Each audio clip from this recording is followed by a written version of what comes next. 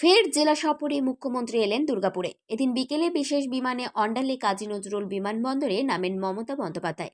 সেখান থেকেই সড়কপথে আসেন দুর্গাপুরের সার্কিট হাউস সম্পন্নতে।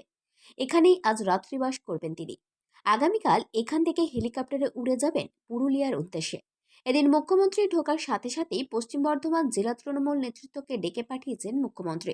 সম্পন্নতে একে একে আসেন মলয় ঘটক, বিধান উপাধ্যায়, প্রদীপ মজুমদার, অভিজিৎ ঘটক, তাপস বন্দ্যোপাধ্যায়, উজ্জ্বল চ্যাটার্জি, নরেন্দ্রনাথ চক্রবর্তী, হরেরাম সিং, বিশ্বনাথ পারিয়াল, জেলা সভাধিপতি বিশ্বনাথ বাউরি, ভি শিবদাসন দাসু প্রমুখরা। সূত্রের খবর, লোকসভা নির্বাচনের আগে বিধায়ক, জেলা সভাপতি, শ্রমিক সংগঠনের জেলা সভাপতি, জেলা সভাধিপতি প্রমুখদের সাথে এই বৈঠক অত্যন্ত গুরুত্বপূর্ণ বলেই বিবেচিত হচ্ছে। তবে মিনিট 15 এই বৈঠকের পর সেভাবে কোনো নেতৃত্বই মুখ খুলতে রাজি হননি। জেলা সভাপতি নরেন্দ্রনাথ চক্রবর্তী শুধু জানান, কিছু কথা হয়েছে মুখ্যমন্ত্রীর সাথে, সেটা দলের যারা বলার তারাই বলবে।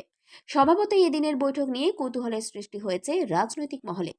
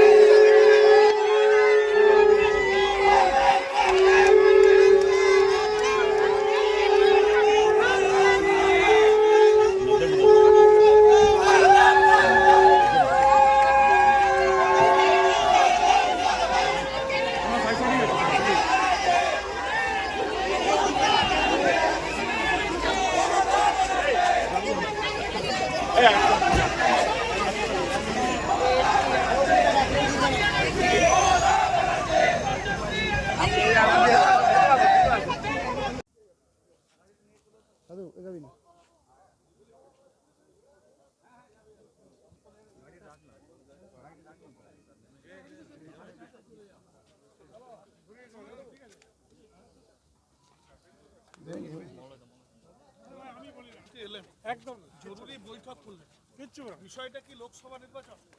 আরে আমি তো বললাম যে আমি না, আমাদের জেলায় এসছি, আমরা সবাই দেখা করতে এসছি ওনার সাথে। আরে হ্যাঁ গাড়ি চলে চলো ইন্দ্রনীল।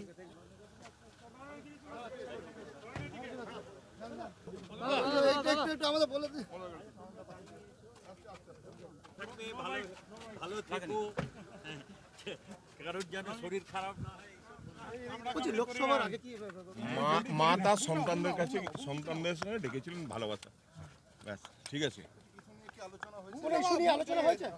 বিশেষ কোনো স্ট্র্যাটেজি যদি কিছু বলেন, না কোনো স্ট্র্যাটেজিক আলোচনা হয় নাকি? দিদির শরীরের খবর নেওয়া আর চিফ মিনিস্টারের সঙ্গে মিটিং, তখন তো নিশ্চয়ই কিছু আলোচনা হয়েছে। হ্যাঁ, প্রেসের জন্য বলা, যারা আমাদের বলবেন তারা বলবেন। আমরা লড়াইয়ে আছি, আমরা লড়াই করছি, আমরা জিতবো। দুর্গাপুর থেকে কৌশিক বাসুর রিপোর্ট, 99 নিউজ বাংলা।